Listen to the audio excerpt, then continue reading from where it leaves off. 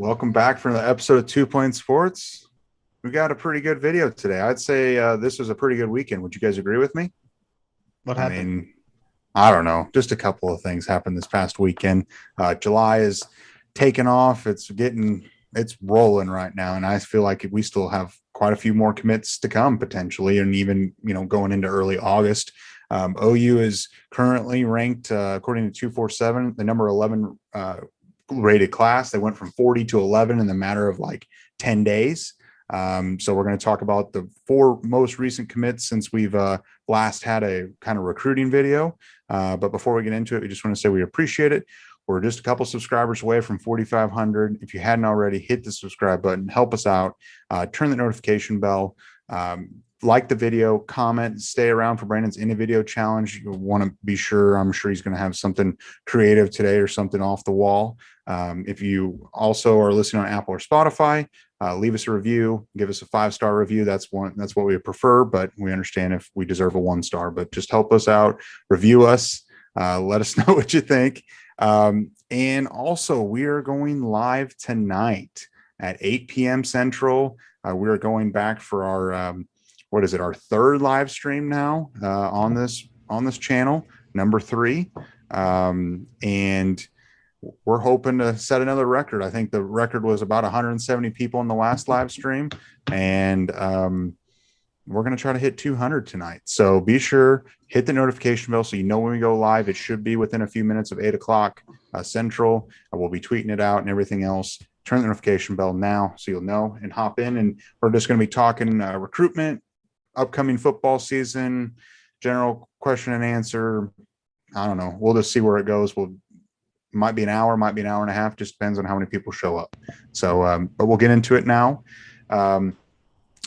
So we're going to go in chronological order since our last kind of recruitment video that we've just talked and not had a guest on.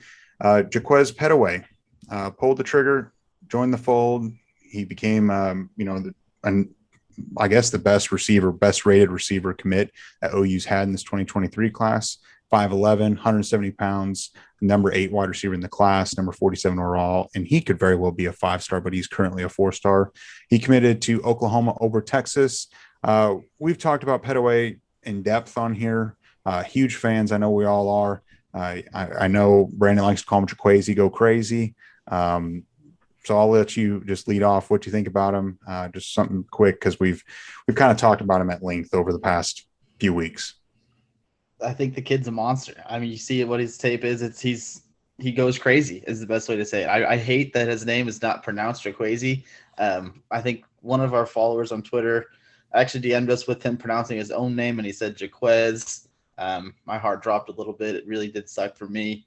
I wish his name was Jaquazi so bad because now Jaquazi Go Crazy doesn't actually work. I might still slip up and say it every now and again because that was going to be like a trademark thing for us. Gus Johnson was going to say it. Now we got screwed out of that, so we'll have to come up with something new. We'll do like Jaquez for Prez, something. I don't know. I'm very high on the kid. I think he's going to be really, really good for a long time for Oklahoma. I just got to find a new nickname. I guess for right now, we'll stick with Jaquez for Prez. Here's the beginning of video challenge. I know Brum likes to do that all the time. If you have a better nickname than Jaquez for Prez, because admittedly, that's not great. If you have something better, drop it below. We're going to keep working towards a nickname for him since we probably can't say Jaquazi Go Crazy anymore, which is absolutely heartbreaking. Yeah, outside of him being just an absolute beast on the football field, he's actually pretty funny on Twitter. As most of you know, we usually record the day before, and right before we started recording, Brandon mentioned that there was a little bit of a Twitter thread where Jaquez was just roasting Jonte Cook for committing to Texas, even though he had bashed him for only having swimming trophies. Apparently, Cook wanted to be a Sooner, and the coaching staff said, nah. Jonte Cook just proceeded to say that Oklahoma's not even good, and Pettaway came with some receipts for him, so I think that's pretty good. I like him for it. He's defending his university, and he's already beating Texas on social media. Imagine what he's going to do on the actual field. And the best part of that, Yeah, and the best part of that whole thread is the screenshot of him, Jonte Cook, announcing his scholarship offer from the University of Oklahoma, his childhood dream school. Obviously he had a little bit of he likes Oklahoma. He just doesn't want to admit it now since OU said thanks, but no. He thanks. said, "OU, sorry, AF." For those of you who know what AF means, it means not good things. But he's an idiot. Yeah. So OU now has Pettaway, has Keon Braun, as Brandon likes to say. Two great wide receivers. We talked about who could be the third potential wide receiver in this class, and Anthony Evans, and hopefully he will join the fold. I believe he's set to announce late August. It seems to be a battle of OU and Georgia there, but if OU can pick him up, that's going to be a good trio. Two guys that are extremely fast, and then more of an outside wide receiver in Keon Brown. So definitely a good haul. Cale Gundy's recruiting at a very high level. I know a lot of people are concerned, but between the transfers and this recruiting class, I'm feeling pretty good. And even last year's, recruiting class with Jaden Gibson and Anderson and a few others, I feel really good about that receiver room. I feel like it's extremely deep at this point, and there's a lot of good competition that's going to happen. All right, so now we're going to move on. Another guy that we've talked at length about over, I don't know, how long have we been talking about Kaden Green? 5-6 months now? I feel like it's been forever, right. if probably not longer. Ever since Thune put in his crystal ball, so almost a year. Yeah. So Kaden Green committed to the Sooners, 6'5", 315-pound offensive tackle from Lee Summit, Missouri, 2023 4-star, number 92 overall, and the number 12 offensive tackle in the class. Committed to OU over Missouri, Nebraska, LSU, and a few others. Kaden Green, Tulsa native, grew up an Oklahoma fan, but then his family moved up into Missouri, and basically came out and said that, I think his quote was, you can't fail as an offensive lineman at the University of Oklahoma. It's hard to fail. You got Coach B, it's just the history and how many great offensive tackles that are in the league right now, of Trent Williams being, getting his 99 rating on Madden, Lane Johnson, Orlando Brown. Kaden Green could be that next guy. And I've said, and I think you guys agree with me, I felt like he's a cornerstone of this 2023 class. He was a must-have, a must-get, and if OU didn't end up getting him, it would have been really painful. Jose, what do you think about Kaden Green, and how excited are you for him? It's going to be very good to have him in that offensive line room, in the unit. I can't remember when it was that we talked about it. It might have been in our first live stream, but the amount of offensive linemen that we were going to get, and we're going to talk about Logan Howland next. But it really seems like this staff is trying to just get a whole new unit in 2023. And maybe their hope is that they just have to, that unit of 5 is going to go out there, as a group. They're going to grow together, learn together, and kind of come up in the ranks, and hopefully be a Joe Moore award winning. But you're right. He's definitely, and he was an important piece to get, definitely a must have. And the fact that you got a guy like that and a guy like Bates, they're just a little bit more outspoken. Not saying that Howland isn't great either, but those two guys are very outspoken about how good Oklahoma can be and is going to be, and has been, especially at the offensive line position. So hopefully, as his future teammate and current commit peer, Josh Bates, hopefully they're right in the projection of being the next Trent Williams, because I heard a story about Trent Williams yesterday on my drive back to Arizona that is absolutely insane. And if he can do something even remotely close to that, it would be dope. Yeah, it's a pretty cool story. You call me about it, I got to listen to it. It's nuts. But I think with Kaden Green, he's a dude who's 6'5", 315, but he moves very, very well, very athletically. He changes direction very well. And I think that's what kind of draws those Trent Williams comparisons. Trent Williams listed at 6'5", 318, according to the NFL's website, and Kaden Green's at 6'5", 315. So there's only literally a 3-pound difference, same height. That is obviously immediately going to draw comparisons. The fact that he grew up an Oklahoma Sooner fan and a big Trent Williams fan kind of draws those comparisons.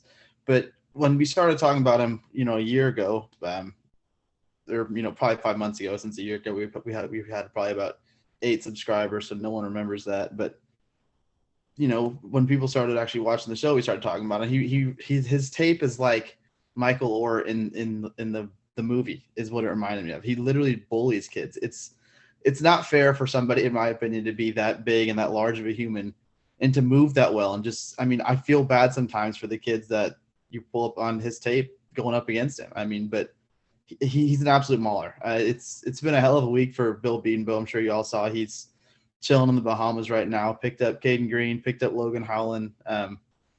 Good weekend. So I'm going to ask, because I'm sure there's some people watching this that don't know. I'm not going to lie. What's the story on Trent Williams that you guys heard? I didn't hear it. Could you summarize it real quick for me and then for everyone else that's watching that might not know? Yeah, it's super quick. So I listened to this podcast called Bussin' with the Boys. Hosted by NFL guys Taylor Lewan and Will Compton, but they had George Kittle on, and they were talking about just how big of a beast Trent Williams is, and probably the best athlete in the NFL, one of the best athletes in the league. But George was talking about a time where it was right after, they were coming in on a Monday, and in the NFL, normally Mondays, they just do, recovery, just prep for the week. They don't really have to do much. They're just expected to do something to make sure that their bodies are good to go for the next Sunday or the next game. So it's Monday, Trent's kind of doing his thing. He's a veteran, one of the best tackles in the league. And I guess it was a coach. I'm not sure if it was a strength coach or just some coach asked him to do more. And Trent was not about it. He took exception to being told to do more. So he goes up to the squat rack, starts at 300 and goes up in increments, does like three reps at 300, 3 reps at 350, 3 reps, and so on until he gets to about 600, 650 pounds. And, everyone in the weight room is pretty much watching because he's doing this in spite of the coach. So everyone's telling him, all right, that's enough because you've got 650 pounds on the bar. And he says, oh, yeah, gets under that thing, reps it for 10, and then says, good enough, and just walks out. He was – good Lord. He literally did that just because the coach said he had to do a little bit more. Imagine what that guy would do when he's angry on a football field. That's freaky. The dude pretty much squatted this Two Plane Sports trio 10 times. Yeah. And apparently they were talking about how great of a basketball player he is. Yes, he's a really good golfer. That dude, there's nothing he can't do. Actually, a little bit more than that. Boys, we're kind of fat, but I don't think we're 650 combined. Yeah, I don't think I'm sure. so Well, he did 650 10 times. We might not even be his max combined. I mean, that's that coach probably felt like an idiot after that. There's no way. Exactly what I texted. He probably never he probably never said a thing to Trent Williams again. Really can't. I can't imagine him even wanting to come close to Trent Williams for the next week or two after he showed him up like that. Yeah. No, that's actually a really good story. I did not hear that. It doesn't really surprise me, but Trent Williams does have a lot of pull. It seems like a lot of guys are influenced. A lot of these high school kids that are committing to Oklahoma are influenced by Trent Williams. We'll talk about, Peyton Kirkland a little bit later. He's definitely got a connection with Trent Williams and is a huge fan of him. But another offensive tackle, as Brandon alluded to, is Logan Howland. Pulled the trigger, joined the fold, 6'7", 280-pound kid out of Princeton, New Jersey, 2023, 3-star, number 542 overall, number 45 offensive lineman in the class. Came down to OU and Iowa.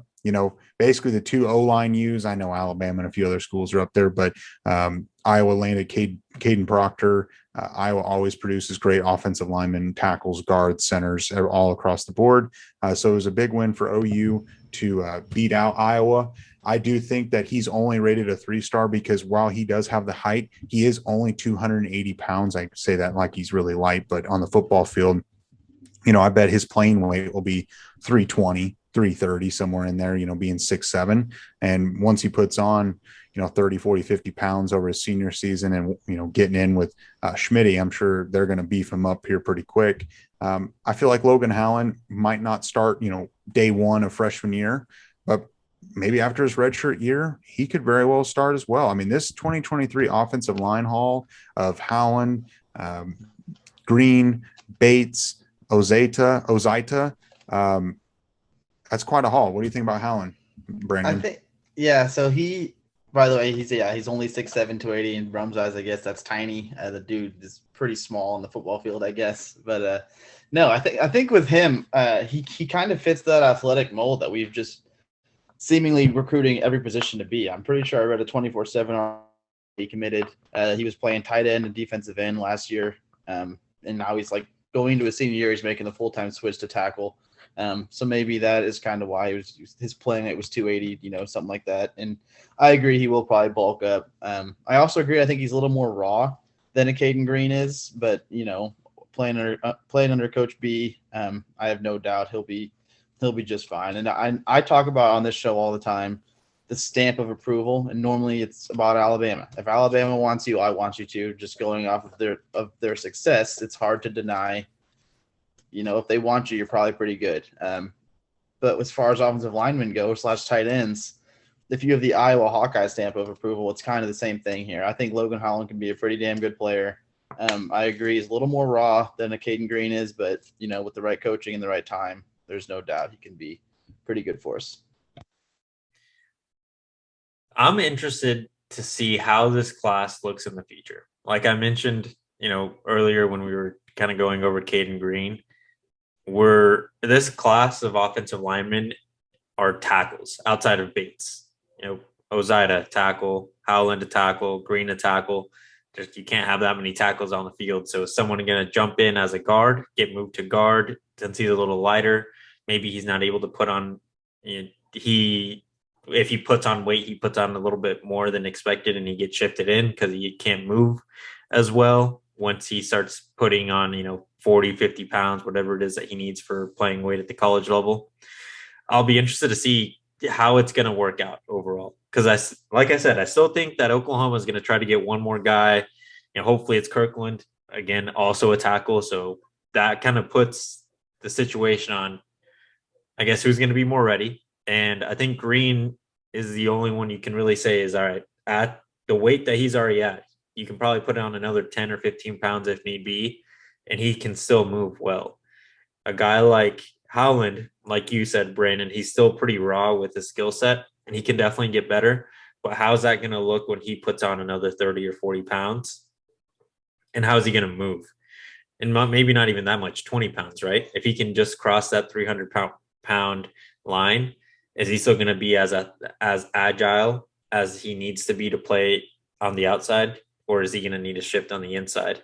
And then are you going to have just probably one of the tallest lines in the country across the unit? Because Bates, like he said when he was on the show, like he plays center because his dad pretty much said, with how the game is now, at 6'3", 6'4", you have to play center. And then you're going to have a guard that might be like 6'6", 6'7", two guards that are in that height range, and then a tackle that's 6'4", 6'5", and then the other side is going to be 6'6". Like it's going to be a pretty tall unit, and the one tackle in the center are going to be the shorter end of that group potentially. Yeah, and I see. I think OU is loading up on tackles because, and they are going to have to do the same thing with guards. I mean, this offensive line, when you look at it, you've got Anton Harrison. He'll be eligible for the draft if he has a great season. And then you got Wanya Morris, which he would be eligible for the draft as well if he has a good year. Once you get past them, I mean, you got Aaron Parks and Savion Byrd and like Daryl Simpson's gone, but then Bray Walker's there. And whether Bray actually even plays or not, this is his last year as well. There's just not a lot of depth there. So while they're taking a ton of offensive tackles, if they don't get Peyton Kirkland, I still see them taking another one or two offensive tackles through the transfer portal. And Coach B is pulling in a ton of great recruits. And, I read something that was interesting, and I believe this is true. I didn't totally fact check it. Kaden Green is the highest rated offensive tackle that Second. Coach B behind Bray Walker. Yeah, I know. Yeah, I was about to say behind Bray Walker. My bad. Yeah, no, you're fine. Behind Bray Walker, and Bray Walker is like one that has not panned out. But then you think about, I don't know. I just think that's interesting that while we think Coach B is a great coach, in which he is, you just imagine that he's pulling in 5-stars left and right, and it just hasn't been the case. It's just been a testament to how well he's developing the kids. I also think Jerry Schmidt in some regard is helping recruiting offensive line, because offensive linemen are dudes who want to be working out, getting big in the weight room, doing stuff like that, not doing Pilates and yoga. And I think the Benny Wiley, him being on staff, kind of hurt offensive line recruiting just a little bit. I would agree. I mean, I remember reading articles and rumors that, a lot of the big boys were upset with what Benny Wiley was doing. They felt like they were weak, especially towards the end of the season. They were worn down. They were getting pushed around by those bigger defensive lines, and, playing against SEC defensive lines late, in a bowl game. It just never went well for OU, especially when Benny Wiley was at the helm. I mean, it was all speed. And at some point you got to be able to push someone back or hold them. I don't know. It's just Schmidt, I agree, is definitely having a positive effect, not just along the offensive line, defensive line, I think across the board. I don't know. That whole speed D and everything else, I think USC is going to realize that it's not that great and it's not going to win you championships. But real quick, I know I don't want to talk about this too much, but I think I mentioned it whenever they moved to the Big Ten, when we did that little segment like a week or two ago, whenever that was. I don't think Grinch is going to stick around for very long. He might get fired, and then Sean Newell might be in a really good position to be promoted quickly on that staff. He just developed a pretty good line at Michigan, kind of understands what he needs to do. I think it'd be interesting. Yeah. I don't think the Trojans are going to suck forever, but they're definitely going to suck for a while in the Big Ten. Yeah, I would definitely agree. And now we can turn on the other side of the offensive, from the offensive side to the defensive side. OU now has landed their highest rated defensive lineman or defensive player of this 2023 class, PJ Adaware, 6'4", 240-pound edge player from Kansas City, Missouri. He's a 2023 4-star, number 98 overall, number 12 edge player in the class. He committed to OU over the likes of Northwestern, LSU, Missouri, and Georgia. I know LSU and Georgia were supposed to get visits, decided to cancel him. He didn't need anything else from them, and he was locked in with the Sooners. Big pull for him was the soul mission. It seems like that's kind of a reoccurring theme for a lot of these commits, and the way that, Venables and his staff are approaching it with the soul mission and the faith-based, a lot of, more family-oriented things seems to be hitting home with a lot of kids, not just trying to sell them on money and being, a number one pick or a first-round draft pick. You're actually trying to develop the man. He just joined the fold. He kind of came out of the blue. He didn't really give much time or heads up saying, hey, I'm going to commit. It was like 2 or 3 days ago. He said he'll announce his commitment Sunday evening. He obviously joined the Sooners, and he launched OU up into the number 11 spot overall. PJ has like a 7'1" wingspan. I think that's what Parker Thune said on our last interview. He very well could be a 5-star. Jose, what do you think? I think this dude is going to help transform that defensive line. Like, it's already really good. It has been good for a little bit, but I think he's gonna help elevate it to that next level. And it's gonna be the wingspan alone. It's like, how's a tackle gonna get his hands on him when you got the edge? He can pretty much have one arm free and still have enough distance between you and the offensive tackle to either just knock you on your ass or get around you. Like that right there alone, physically, not something you can find every day in an edge. And he is just fit, like his stature, his physique, he kind of just looks like a beast that's hopefully going to be NFL bound one day. Like it really is just going to be, how is he going to be developed? I think Chavis is also, we're seeing how good he is at recruiting. And Parker mentioned it whenever we were talking about him for a little bit. He came into Oklahoma, he, hit the ground running ASAP, got 3 really good guys on the defensive line. And now we're seeing the Todd Bates effect. And I think that it's fair to say that we're going to start seeing the Miguel Chavis effect with some of these edge players. All the the players seem to love his energy, but the guys that are going to work with him are going to love him. He seems to be a really cool dude. When you just see him on social media, and I'm sure that he's going to be awesome for these guys to work with and grow up around. So I'm excited for him. It's going to be interesting again where he'll fit in, because the edge group, at least for the next couple of years, seems like it can be pretty competitive in that room. PJ Adaware, I'm pretty sure Parker Thune also said that he has the highest ceiling of anybody in the 23 class, which I was watching this tape before we started recording because I knew we were going to talk about it and wanted to have be someone prepared. But his motor is the first thing that really stuck out to me. There was a couple plays where he'd be doubled and then chipped, and the quarterback would roll out and he'd have a long time to throw, and it would end up being a coverage sack, but PJ would run him down and make the play. He just hit that motor doesn't shut. He just keeps moving and trying to get after the quarterback or the running back, whatever. A couple of plays where they'd run at the middle, he'd get off his block and, go make the play on the running back 10 yards on the field, which is just, you love to see it. His length, he plays long too. He's got a couple of plays where he's knocking the balls down using that 7'1" wingspan. He blocked 3 or 4 punts last year, which I don't think he'll be doing at OU. I don't think he'll be playing many special teams plays, but you never know. He's got experience blocking punts. He's on kick return block team. He's on kick-off team for his high school. I mean, the dude's very dynamic, very athletic. He's got that great frame for a DN, 6'4", 240, as you mentioned, Brum. Great wingspan, great motor. Very, very excited for Adaware. Very excited to see what Chavez and Bates can do when they kind of work their magic on him. I think something also to note, which is important, PJ switched from a tight end to a defensive end role prior to his junior season. So he's played 1 year full-time as a defensive end, and he went from unranked to a top 100 player in 1 season. Launched up there, and give him another, this whole year he's been able to, practice and play, and now he's going into his second year.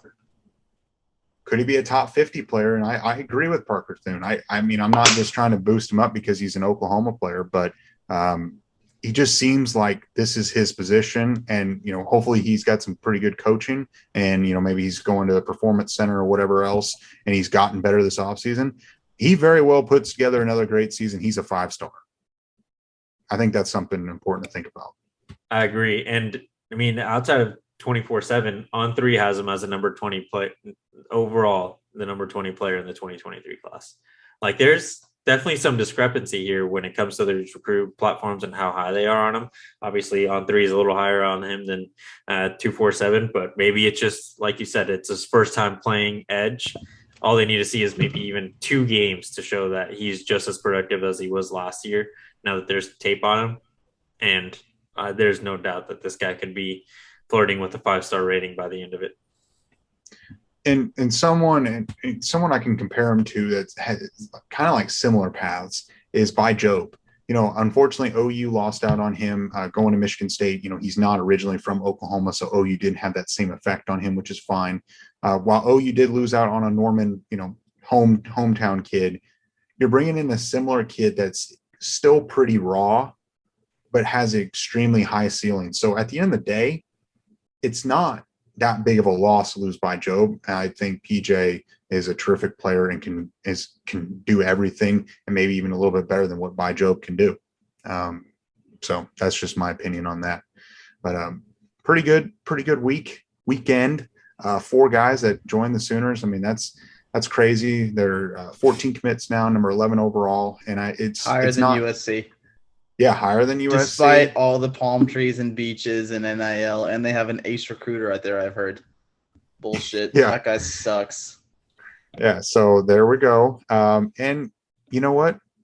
There's still a lot more to go in July. It's only, as we're recording this, is July 10th. I mean, we're a third of the way through the month, and we're going to talk about now a few guys that we could see committing to the Sooners here pretty soon, or that we feel really good about. First one comes to mind is on July 14th is Daylen Smothers, 4-star, number 218 overall, number 9 running back in the class, 5'11", 182 pounds. We don't really need to go in depth with these guys. I'm just going to kind of list them out. We'll just talk in general. And then Peyton Kirkland is out there still, 6'6", 345-pound, 4-star offensive tackle out of Orlando. Do you feel really good about Peyton Kirkland? Even I do. Well, the man himself, insider Parker Thune, said no one knows what's going on there. We also had the other man himself, Joshua Bates. saying that they're going to try to get him on campus for party at the Palace. So if That's they true. can get him on campus, I think that if he's on campus or party at the Palace, that's 6 days after his recruiting or after his announcement. That means something's that means something. I feel good about Peyton Kirkland. Like Thune said, no one really knows. So all this writing and crystal balls or whatever, I'm taking with a grain of salt. I just think at the end of the day, he tweeted out Caden at Kaden Green after he committed. There's something that's telling me, and he's a big Trent Williams guy. I think his mom's going to be working for Trent Williams or the foundation or something like that. Moving to Houston, just something's telling me that all Michigan State and Miami feel good. I don't know. I hope we get him. I'm waiting on the hose crystal ball. That is perfect at the moment. Yeah, that is perfect. Yeah, you're not going to enter it in just yet. We can wait a little longer. Yeah, okay. I'll get it in soon, boys. Yeah. Another guy that we're feeling pretty good about is Derek LeBlanc, 6'4", 270-pound defensive lineman, 4-star, number 77 overall, number 7 defensive lineman in the class.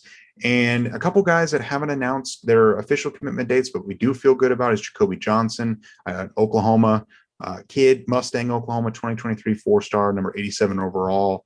He's being recruited as a defensive back. And another defensive back is Makari Vickers, 2023 4-star, number 85 overall, number 5 safety in the class. It seems to be between OU and Alabama. Alabama's picked up a couple 5-star commits recently that might help play a role into his decision. I think there's a chance that OU can get him on campus for the party at the Palace on July 29th. And if that does happen, I feel pretty good about. I believe he drops his top 3 tomorrow, correct? Yeah, the 12th. Yeah. So I expect OU, Alabama, and I'm going to guess Florida State since he lives in Tallahassee, but I'm not 100% sure who his number 3 school would be. Do you guys have any gut feelings on that? Hopefully it's Florida State, because then it's just a two-way battle with what they've been doing over there recruiting defensive backs. Literally stopped talking to the kid when he said he was going to be a part of their class. Yeah, but then it could be Michigan, because he did take an official to Michigan on June 10th. So it could be OU, Alabama, Michigan. Just overall, Daylen Smothers, we feel really good. DeMarco Murray's recruiting at a high level. I feel pretty good about him, and that would be a great haul of Caleb Hicks and Daylen Smothers. Then you've got Peyton Kirkland. While no one knows what's going on, but I still feel good about him. Derek LeBlanc, feel good about him. Jacoby Johnson. I just got a message for everyone that this right now, in my opinion, this 2023 class is going to be the worst it'll be under Brent Venables and his staff, because they've joined late in this recruitment, and we've talked about it's multiple years to recruit these guys. I think 2024 is where you'll really see OU take even a further step. While I still think this class is going to be great, could be top 5, I think the 2024 class could be the number 1 class. And I think every single year with Venables and his staff, OU is going to be in the running for the number 1 class. So this is the worst year, and this very well could be the best year compared to what Lincoln Riley and his staff ever put together. I mean, it's kind of crazy to think about, but it might be bold, it might be dumb, but I think that this class could be higher rated than any class that the previous staff ever got in here.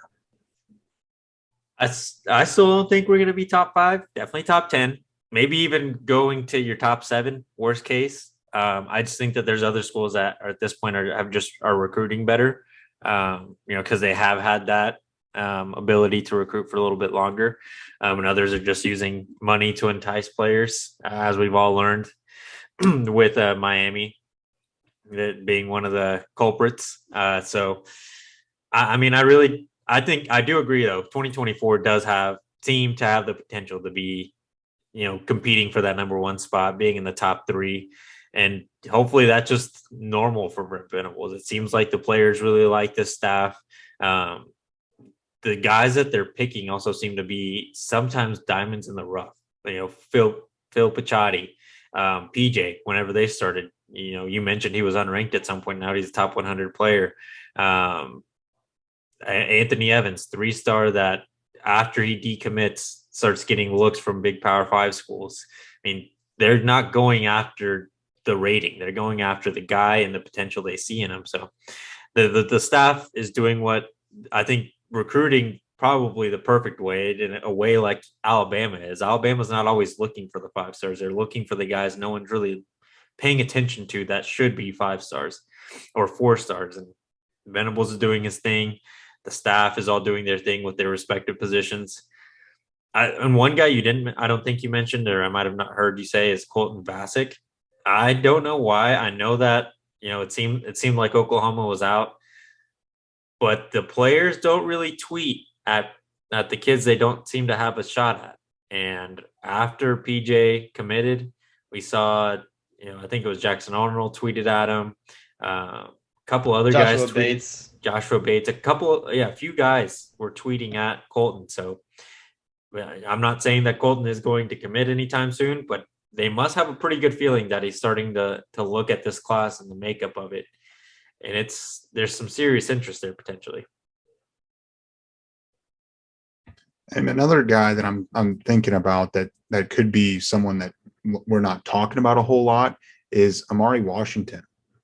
He's a 2023 4-star defensive lineman player. He put OU in his top 3. It was OU, Oregon, and I believe, could it have been Texas? I can't remember who the other one was. But anyway, OU's in a great spot for him. He's from Chandler, Arizona, and, long thought Ohio State. Recruiting hose.